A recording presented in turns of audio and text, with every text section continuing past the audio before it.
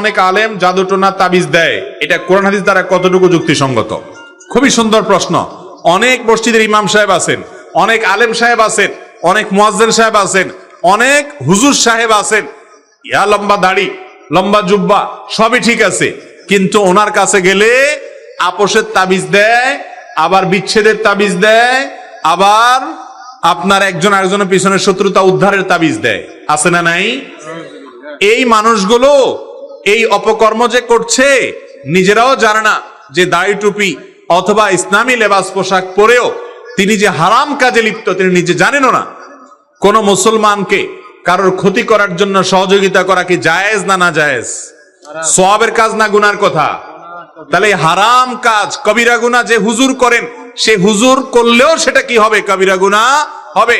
কোন মসজিদের ইমাম যদি এরকম কোন তাবিজ কবজ দেয়, এরকম কোন কায়ে কারবার করে, তাহলে সেই রকম ইমামকে নসিহত করতে হবে।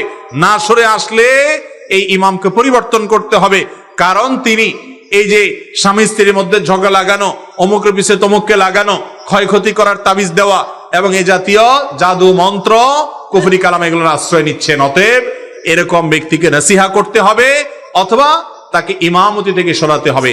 আল্লাহ তাআলা আমাদের যারা এই সমস্ত কাজে লিপ্ত না জেনে তাদেরকে হেদায়েত দান করুন, আমিন।